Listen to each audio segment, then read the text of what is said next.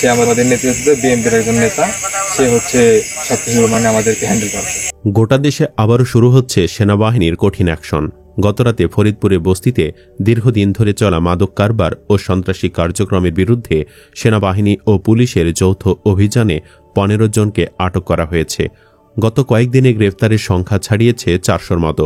ধরা খেয়েছে আলোচিত মাদক চক্রের নেত্রী শিল্পী বেগম এবং তার পরিবারের সদস্যরাও। তাদের কিভাবে ধরেছে, সাথে কি কি পেয়েছে ও আরও যেসব এলাকায় অভিযান চলছে, এ সকল বিষয়ের বিস্তারিত থাকছে মূল ভিডিওতে। গত 7 দিনে সেনাবাহিনীর নেতৃত্বে পরিচালিত যৌথ অভিযানে 385 জন অপরাধীকে গ্রেপ্তার করা হয়েছে। এ সময় তাদের কাছ থেকে অবৈধ আগ্নেয়াস্ত্র, গোলাবারুদ, ককটেল বোমা, মাদক, দেশীয় অস্ত্র, চোরাই মালামাল, মোবাইল, ল্যাপটপ এবং নগদ অর্থ উদ্ধার করা হয়েছে।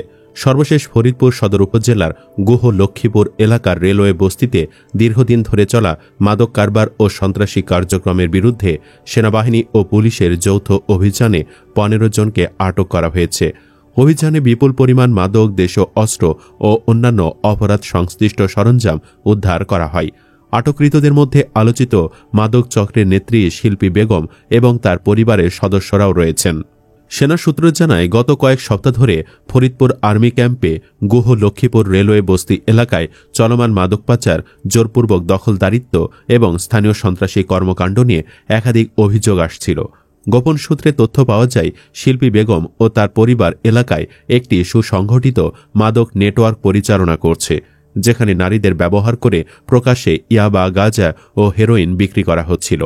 অনুসন্ধানে উঠে আসে, শিল্পীর সঙ্গে ভারতীয় মাদক পাচার চক্রের সরাসরি যোগাযোগ রয়েছে এবং ভারত থেকে গাঁজা এনে এই এলাকায় সরবরাহ করে একটি অবৈধ অর্থনৈতিক প্রভাব বিস্তার করে আসছিল।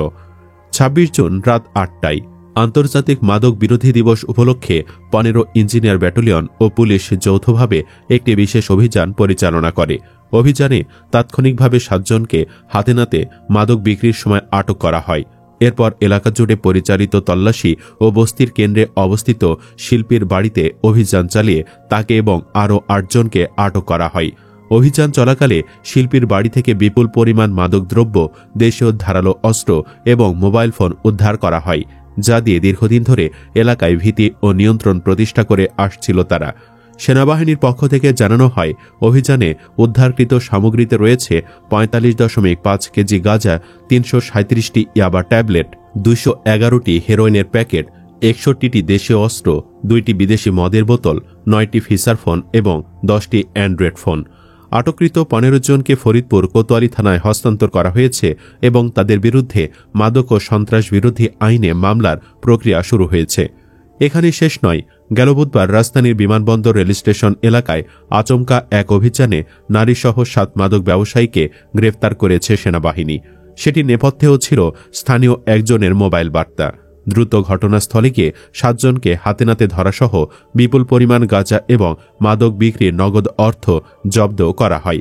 বিমানবন্দর রেলস্টেশন এলাকায় দীর্ঘদিন ধরে একটি সংঘবদ্ধ চক্র মাদকের কারবার চালিয়ে আসছিল। যাত্রী সেজে অবস্থান নিয়ে নারী ও কিশোরীদের মাধ্যমে গাঁজা সরবরাহ করত তারা। এদের কুকর্ম পুলিশ বা মাদক নিয়ন্ত্রণ অধিদপ্তরে জানার বাহিরে ছিল না। মিলেমিশে বোঝাপড়ায় চলত মাদকের কারবার। স্থানীয়রা বিভিন্ন জায়গায় জানাতে গিয়ে আপদের ওপর বিপদে পড়েছে। অবশেষে সেনাবাহিনীকে জানিয়ে কোনো আপদ বিপদ নয়, বরং স্বস্তি মিলেছে। স্থানীয়রা জানায়, মাদক ব্যবসায়ীদের কারণে এলাকায় চুরি, ছিনতাই সহ নানা অপরাধ বেড়ে গিয়েছিল। হঠাৎ সেনাবাহিনীর অভিযান তাদের চমকে দেয়, টোকা দেয় ভরসার পারদে। মাত্র দিন দুয়েক আগে সাবলীল মানুষ স্বরাষ্ট্র উপদেষ্টা অবসরপ্রাপ্ত লেফটেন্যান্ট জেনারেল জাহাঙ্গীর আলম চৌধুরী স্বভাবসুলভে বলে ফেলেছেন, মাদক ও দুর্নীতি আমরা নিয়ন্ত্রণে আনতে পারিনি। সঙ্গে আরও কিছু কথাও বলেছেন। সরকারের পক্ষ থেকে সবসময় দাবি করা হয় মাদকের বিস্তার কমে আসছে। এ বিষয়ে কোনো পরিসংখ্যান আছে কিনা জানতে চাইলে স্বরাষ্ট্র উপদেষ্টা বলেন, আমি কিন্তু কোনোদিন এটা দাবি করিনি। আইনশৃঙ্খলা পরিস্থিতি ভালোর দিকে, কিন্তু মাদক কমিয়ে এনেছি তা কোনোদিন বলিনি। এ ব্যাপারে তার একটি সদিচ্ছার কথাও জানান তিনি। সেনাবাহিনী থেকেও সেই আভাস মিলছে। জনস্বার্থে ও রাষ্ট্রের যে কোনো প্রয়োজনে সেনাবাহিনী সবসময় জনগণের পাশে আছে এবং থাকবে বলে লাউড অ্যান্ড ক্লিয়ার ঘোষণা ছিল সেনাপ্রধান জেনারেল ওয়াকারুজ্জামানের। জরুরি প্রয়োজনে সেনা ক্যাম্পগুলোর সঙ্গে যোগাযোগের নম্বরও দিয়ে দেওয়া হয়েছে। বলা হয়েছে, জরুরি দরকারে নিকটস্থ সেনাবাহিনী ক্যাম্পে জানাতে। একটা নতুন স্বপ্ন, নতুন সময়ের পরিবর্তনের আশায় তা বেশ মন কেড়েছে মানুষের। সেনা ক্যাম্পের টেলিফোন নম্বরের তালিকা অনেকেই পকেটে রাখছেন। আস্থা ভরসার স্থল ভেবে কাউকে না জানিয়ে তারা তথ্য জানিয়ে দিচ্ছেন ক্যাম্পে। দ্রুত অ্যাকশনে ফল মিলছে ম্যাজিকের মতো।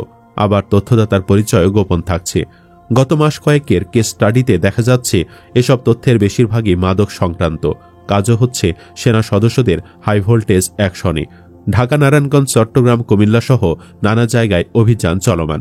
নির্বাচন, সংস্কার, বিচারসহ রাজনৈতিক, কূটনৈতিক নানা যন্ত্রণার মধ্যে দেশে ভেতরে ভেতরে মাদকের কারবার বাড়ছে। চক্রবিশেষ এটিকে একটা সুযোগ হিসেবে নিয়েছে। আন্তর্জাতিক মাদক সিন্ডিকেটগুলো বাংলাদেশকে ট্রানজিট পয়েন্ট হিসেবে আগের চেয়ে বেশি ব্যবহার করতে শুরু করায় কোকেন, চোরাচালান বিশেষ করে আকাশপথে আশঙ্কাজনকভাবে বেড়েছে। বিশেষ করে সীমান্ত এলাকা ও বড় বড় শহরে তালিকাভুক্ত বহু মাদক চোরা কারবারি এখনও সক্রিয়।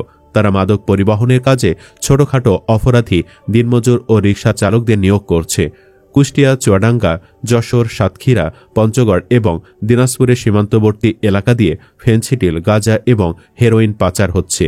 স্বরাষ্ট্র মন্ত্রণালয়ের সাম্প্রতিক এক বৈঠকে দেশজুড়ে মাদক পাচার বেড়ে যাওয়ার কথা স্বীকার করার পর পুলিশ সদর দপ্তর সব জেলার পুলিশ সুপারদের মাদক পাচারকারীদের নতুন তালিকা তৈরির নির্দেশ দিয়েছে। পাচারকারীদের আস্তানা ধ্বংস, নতুন এবং পুরনো পাচারকারীদের শনাক্ত এবং বিচারাধীন মাদক মামলা তদন্তের জন্য অভিযান জোরদার করতে বলা হয়েছে তাদের। শেষ পর্যন্ত কাজ কত দূর হবে তা নিয়ে বেশি আশাবাদী হওয়া যায় না, কারণ মাদক কখনোই নিজে নিজে কারো হাতে যায় না। জড় পদার্থ মাদককে মানুষ নামের জীবকুলের হাতে পৌঁছে দেওয়ার বহু প্রাণী রয়েছে পথে ঘাটে। কারবারি, পুলিশসহ আরও কারো কারো মধুর সম্পর্ক মাদকের বিস্তার ঘটাচ্ছে। চাহিদা দৃষ্টির যোগান বাড়ছে, যে কারণে মাদকের বিরুদ্ধে সরকারের জিরো টলারেন্স মাঠে মারা যাচ্ছে। স্থল, জল, সীমান্তে যার যা করার করছে। আকাশপথেও অনেকের হাত পড়েছে। আর মাদক নিয়ন্ত্রণ অধিদপ্তর নামের প্রতিষ্ঠানটি আসলে কোন কিসিমে নিয়ন্ত্রণ করছে তাও কম বেশি সবার জানা। তারা দমন নয়, প্রকারান্তরে নিজেদের মতো মাদক নিয়ন্ত্রণই করে। সেখানে বিশাল লগ্নি, নিয়োগ, বিনিয়োগ, লোভনীয় পদ পদায়নের বিষয় আশয় রয়েছে। এসবের আড়ালে প্রকারান্তরে চলছে মাদকের আরেক কারবার। মাদক নিরাময়ে দেশে সরকারি বেসরকারি কিছু প্রতিষ্ঠান আছে, সেগুলোর অবস্থাও তথ্যবোধ। বাংলাদেশ পুলিশের কনস্টেবল থেকে আইজিপি পর্যন্ত মাদকাসক্ত শনাক্তকরণের কথা বলে এক ধরনের চমক তৈরি করা হয়েছিল। অন্য কোনো সেক্টরে তো ডোপ টেস্টের আলোচনায় নেই। পুলিশেও ডোপ টেস্ট নিয়ে নন ক্যাডার অফিসার ও সদস্যদের মাঝে অসন্তোষ দেখা দেয়। এটাই নিষ্ঠুর বাস্তবতা। আরেক বাস্তবতা হচ্ছে উৎপাদনকারী দেশ না হয়েও ভৌগোলিক বাস্তবতায় মাদকের সর্বগ্রাসী আগ্রাসনে পুরো বাংলাদেশ। সাম্প্রতিক রাজনৈতিক কেওয়াস, ব্যবসা বিনিয়োগে খরাসহ অর্থনৈতিক দুর্দশা, কূটনৈতিক টানাপোড়েনের আলোচনা সমালোচনার ব্যতিব্যস্ততার ফাঁকে অনেকের অলক্ষ্যে মাদকের বিস্তার ভয়াবহ রূপ নিয়েছে। দেশের কোনো কোনো লোকালয়ে ঘরে ঘরে মাদকের কারবার। নেশাগ্রস্ত সন্তানের হাতে মা বাবা, স্বামীর হাতে স্ত্রী হত্যার মতো ঘটনা মাঝে মধ্যে প্রকাশে এসে দিন কয়েক মাতামাতি পর্যন্তই সার। এবারের পরিপ্রেক্ষিত একটু ভিন্ন। সেনাবাহিনী মাঠে আছে, তাও ম্যাজিস্ট্রেসি ক্ষমতা নিয়ে। যৌথ বাহিনীর অংশীজন হয়ে তারা পেশাদারির সঙ্গে দেশের চলমান পরিস্থিতিতে আইনশৃঙ্খলা নিয়ন্ত্রণের চেষ্টা করছে। রাজধানীসহ দেশের বিভিন্ন এলাকায় তাদের কয়েকটি অভিযান ব্যাপক প্রশংসিত হয়েছে। হত্যা মামলার আসামি, অবৈধ অস্ত্রধারী, তালিকাভুক্ত শীর্ষ সন্ত্রাসী, চোরা কারবারি, কিশোর গ্যাং সদস্য, অপহরণকারী, ছিনতাইকারী, চাঁদাবাজ পাকড়াও হচ্ছে নিয়মিত। মববাজও ধরা পড়ছে তাদের হাতে। পরিস্থিতি ও বাস্তবতা তাগিদে সেনা সদস্যদের মাদক দমনে বিশেষভাবে কাজে লাগানোর একটি মোক্ষম সময় এখন। সুপ্রিয় দর্শক, সেনাবাহিনী চাইলে পারে না এমন কোনো কাজ নেই, তাই মাদক নিয়ন্ত্রণের দায়িত্ব তাদের দেওয়া হোক। কি বলেন আপনি? কমেন্টে জানিয়ে দিন একমত নাকি দ্বিমত। আর অবশ্যই ভিডিওটি লাইক, শেয়ার ও চ্যানেলটি সাবস্ক্রাইব করুন। ধন্যবাদ।